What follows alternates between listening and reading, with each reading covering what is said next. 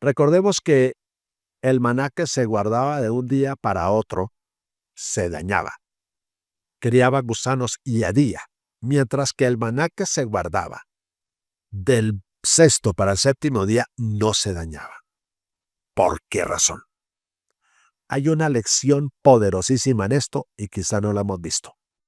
Voy a leer el libro de Salmos, capítulo 16. Es una profecía aplicada al Señor Jesucristo.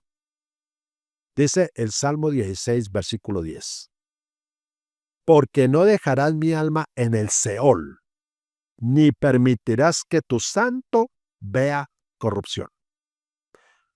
Esto, según Pedro y según Pablo en el Nuevo Testamento, en Hechos capítulo 13, versículo 35, o 1 Corintios 15, 4, se aplicaba al Señor Jesús.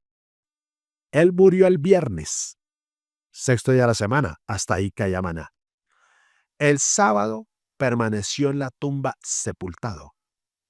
Y el domingo al alba, cuando caía el maná, él resucitó. Entre el momento en que él murió y fue sepultado el viernes en la tarde y en la mañana del domingo, cuando resucitó, su cuerpo no se dañó, ni vio gusano, ni hedió. Por eso el maná que se guardaba del viernes para el sábado no se dañaba, porque simbolizaba el cuerpo de Cristo, el maná celestial. Y el domingo o el primer de la semana volvía a caer una porción fresca de maná. Y ese domingo o primer día de la semana, el Señor se levantó fresquito de la tumba otra vez maná. Por eso era lo que representaba. Que el maná no se dañaba porque el cuerpo de Cristo no se iba a dañar. ¿Y qué es lo que se come un cuerpo muerto? Gusanos. Pero el cuerpo del Señor Jesús ni se dañó, ni hedió, ni se lo comieron los gusanos. Eso estaba simbolizado en el maná. Ahora, como el sábado no caía maná, el Señor mandó una ceremonia cada 8 días en el santuario. Y debían hacerse 12 panes. En el libro de Levítico, como no caía maná, se va a reemplazar ese maná con panes, llamado pan de la proposición. Y mire lo que dice Levítico capítulo 24, versículo 5. Y tomarás flor de harina y cocerás 12 panes. ¿Qué significa flor de harina? Significa un grano bien molido. O sea, una harina fina, finísima. Flor de harina. Un grano bien molido. Y dice la Biblia que se hacían 12 panes. Y dice el verso 8, Levítico 24, 8, que cada sábado se ponían continuamente en orden delante del Señor esos 12 panes. Ahora, es interesante. ¿Qué quiere decir flor de harina? Es un grano bien molido. O sea, el grano se convierte en harina, bien molido. ¿Sabe que el grano entero, el grano de trigo entero, sin moler, tiene un símbolo? Y el grano molido en harina fina tiene otro símbolo. Voy a mostrar en la Biblia qué significa un grano entero, sin moler. En el Evangelio de Juan, el capítulo 12, unos griegos buscan al Señor Jesús. Y mire lo que el Señor Jesús dijo en respuesta a esa búsqueda de unos que no eran judíos. Mire lo que Jesús dijo en Juan 12, 24. De cierto os digo, que si el grano de trigo no cae en la tierra y muere, queda solo. Pero si muere, lleva mucho fruto. O sea, el grano de trigo entero, si no cae, muere, o sea, se dice, bueno, y sale trigo nuevo, ese granito muere solo, no sirve para nada. O sea que el grano de trigo entero representa al Señor Jesús vivo. Pero para convertirlo en pan, toca molerlo. ¿Y qué significa entonces el grano de trigo molido? El profeta Isaías dice, hablando del Señor Jesús, lo siguiente. en Isaías 53:5. Mas el herido fue por nuestras rebeliones, molido por nuestros pecados. Ah, ya. O sea que el grano entero es Jesús vivo y el grano molido es el sacrificio de Jesús. Y de ahí se hacen 12 panes y se cambian el sábado. Ah, del domingo o del primer día de la semana hasta el viernes, sexto día de la semana, hay maná fresco, vivo, porque Jesús está vivo. El sábado no hay maná, pero hay pan hecho de grano molido. O sea, Jesús estará muerto el sábado y por esa razón, no. El maná del sábado no lo representa él porque está vivo, pero el pan hecho con trigo molido lo representa él porque está muerto, porque el grano molido representa el sacrificio de Jesús. Todo esto del maná apuntaba al Señor Jesús. Ahora, ¿dónde dijimos que se guardó una porción de maná? ¿En dónde? Dentro del arca del pacto. Así lo dice la Biblia. Pero resulta que en los días de Salomón, cuando Salomón construyó el arca, en Primera de Reyes, cuando él va a trasladar el arca al templo que él hizo, cuando Salomón construyó el templo, y va a trasladar el arca, dice en Primera de Reyes, el capítulo 8, el verso 9, algo interesante sobre el maná que se había guardado dentro del arca. En Primera de Reyes 8, verso 9 dice, en el arca, refiriendo a cuando Salomón va a trasladar el arca al templo, dice, en el arca ninguna cosa había sino las 2 tablas de piedra que allá había puesto Moisés en Horeb. ¿Cómo así que en el arca ninguna cosa había sino las 2 tablas de piedra con los 10 mandamientos? Nos preguntamos, ¿en dónde quedó el arca? ¿El arca dónde quedó el maná que se colocó dentro del arca? ¿Dónde quedó ese maná? La Biblia no lo dice, es un misterio. Pero en el libro del Apocalipsis, el capítulo 2 nos da una idea sobre ese maná que quedó escondido, porque quedó escondido, no se supo qué pasó con el maná, fue un misterio. Pero en el mensaje a la iglesia de Pérgamo, el capítulo 2 de Apocalipsis, el verso 17, el Señor dice, el que tiene oído, oiga lo que el Espíritu dice a las iglesias. Al que venciere, daré a comer del maná escondido. Es interesante eso. En Primera Reyes 8:9 desapareció el maná, pero aquí ya se habla en Apocalipsis la promesa a la cuarta iglesia, Pérgamo, que se le hará comer el maná escondido, un símbolo de Cristo. Isaías 59:2 dice que nuestros pecados han hecho ocultar, a esconder el rostro del Señor de nosotros. Pero cuando usted por la gracia de Dios llegue a la patria celestial, ya el maná no estará escondido. Ya tendrá comunión con el Señor Jesucristo cara a cara. Interesante eso, queridos.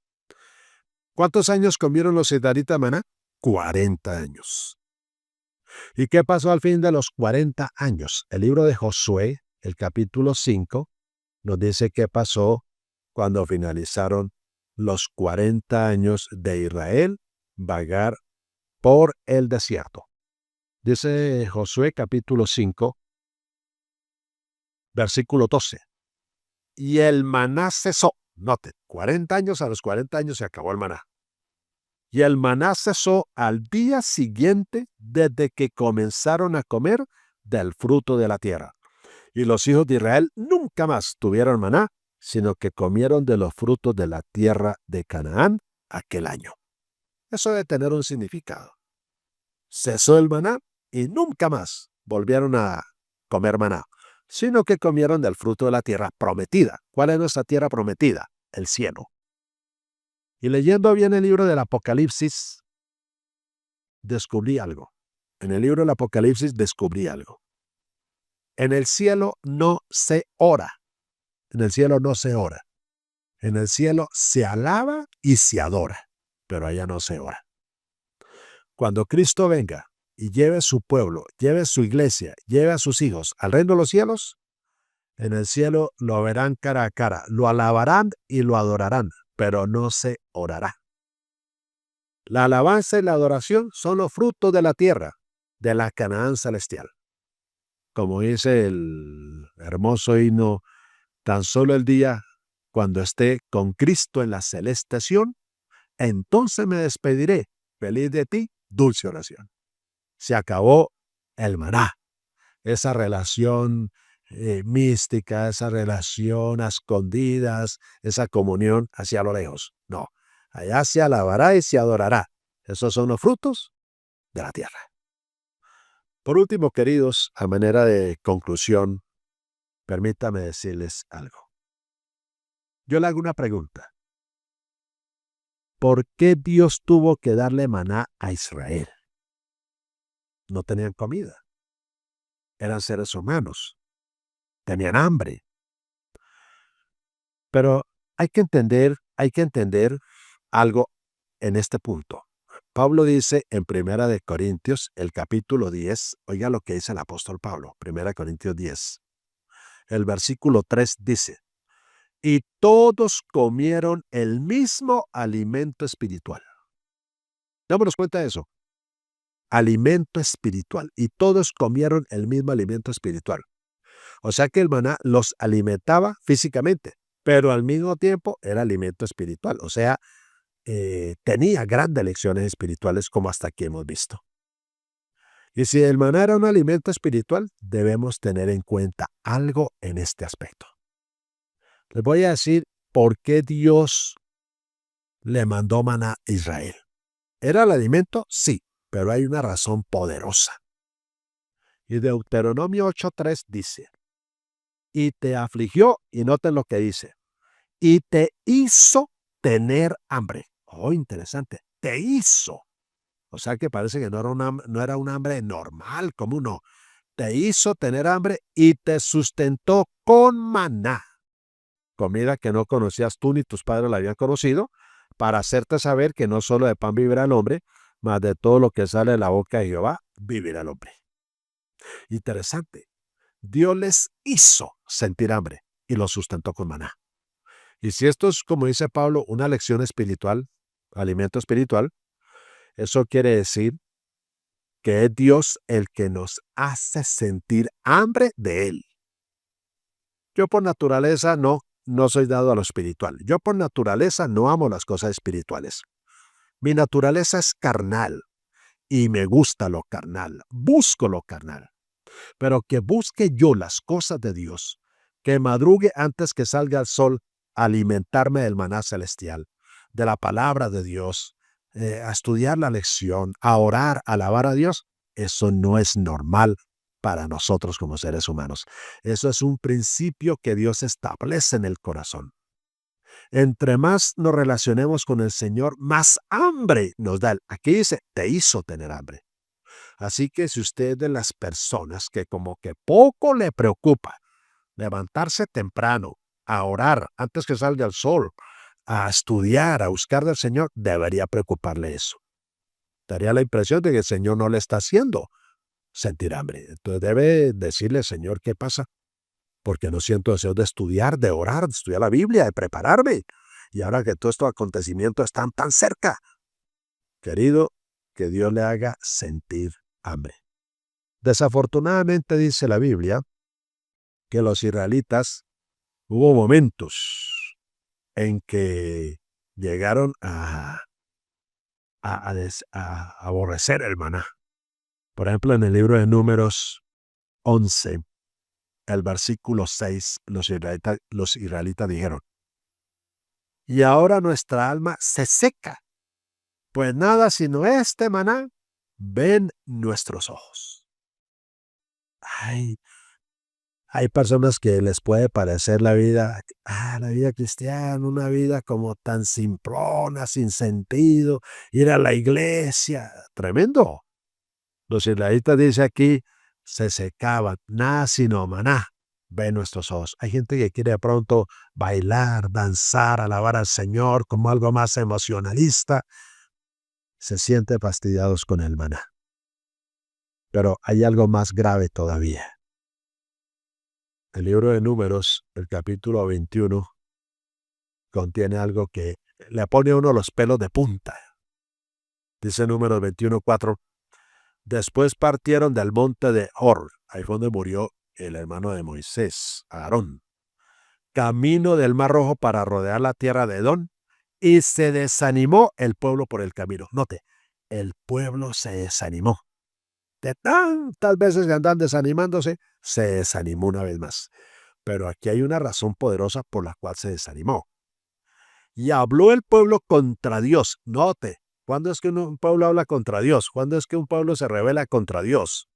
Habla hasta de las bendiciones divinas, murmura hasta contra las bendiciones divinas. El Elena White dice que cuando el pueblo de Israel apostataba, hasta las bendiciones de Dios les parecían terribles. Es el peligro de eso. Y aquí dice, se desanimó el pueblo. ¿Y qué pasó cuando se desanimó? Habló el pueblo contra Dios. Y enseguida dice, y contra Moisés. Si usted quiere ver un cristiano desanimado, saber que está desanimado, habla contra Dios, habla contra Moisés, o sea, contra los dirigentes de la iglesia, contra la organización, no ve nada bueno, todo lo ve malo, todo lo critica, que los campamentos de conquistadores, que los campamentos de guías, que la organización, que la campaña, todo lo critica. ¿Por qué? Porque está desanimado. Ahora, ¿por qué se desanimó el pueblo? Dice, y habló el pueblo contra Dios y contra Moisés. ¿Por qué nos hiciste subir de Egipto para que muramos en este desierto? Pues no hay pan ni agua, y nuestra alma tiene fastidio de este pan tan liviano. Tremendo. ¿Por qué se desanimó? ¿Por qué hablaron contra Dios? ¿Por qué hablaron contra los dirigentes? Porque tenían fastidio del pan tan liviano. ¿Cuál pan? Del maná. Fastidio. Yo le voy a hacer la pregunta. Si yo le dijese a usted, ¿usted le tiene fastidio al Señor Jesús? Lo más seguro es que me va a decir que no. De palabra nadie va a decir o va a levantar la mano, yo le tengo fastidio a Jesús. No, nadie va a hacer eso. Pero si a mí me da pereza madrugar a orar, a buscar al Señor, si a mí me da pereza ir a la iglesia, si a mí me da pereza tomar tiempo para reflexionar, para meditar, para examinar mi vida, si me da pereza ir a la iglesia y el miércoles me da pereza ir al culto, bueno, hay campaña, hay conferencia, da pereza, pregunta. ¿Eso no es tener fastidio del maná, del Señor Jesús? Si no es fastidio, entonces ¿qué es? Amados, tremenda lección la que nos deja el maná. Yo deseo que al escuchar usted este tema sea de gran beneficio para su vida cristiana. Y como dije hace un momento, más ahora que se está acercando la crisis para el pueblo de Dios. Estamos muy cerca de eso. Mi oración y mi deseo todos los días por mi amada iglesia es que el Señor bendiga la organización adventista a nivel mundial. Tanto la Asociación General, las divisiones, las uniones, las asociaciones, las misiones, las regiones, los distritos, las iglesias, los grupitos, los pastores, los ministros, a todos. Dios bendiga toda la programación que la iglesia tiene. Que Dios despierte a este pueblo adventista. Las familias, los hogares, las esposas, los esposos, los padres, los hijos. He sabido de personas que últimamente están abandonando sus hogares. Están yéndose con otras personas que ni es la esposa ni es el esposo. Me pregunto, ¿hay tiempo para eso? Ya no hay tiempo. Claro, cuando Israel estaba a punto de pasar ya a la tierra prometida, fornicó con la ciudad de Baal, allá en Baal Peor. Y la hermana White dice que ahí Dios quitó los que habían de morir los 40 años en el desierto y que todavía quedaban vivos. A mí me da terror que algunos estén volviendo en este momento completamente al mundo y uno dice, ¿será que el Señor ya está limpiando su pueblo, su iglesia y está sacando lo que no le pertenece? Yo ruego a cada uno de los que me oye que permitamos que el Señor obre en nuestra vida. Digámosle hoy, Señor, deme hambre del maná. Tú le hiciste tener hambre a Israel en Deuteronomio 8:3. Hazme tener hambre. No me abandone. Tómeme su poderosa mano, por favor, y sálveme. No me dejes solo, porque si me dejas solo, yo no puedo. Yo ya me di cuenta que no puedo. Lo descubrí, hermanos. Toca que el Señor me tome en su mano misericordiosa y poderosa y me salve. Ese es mi deseo para mí y es mi deseo para usted. Oremos.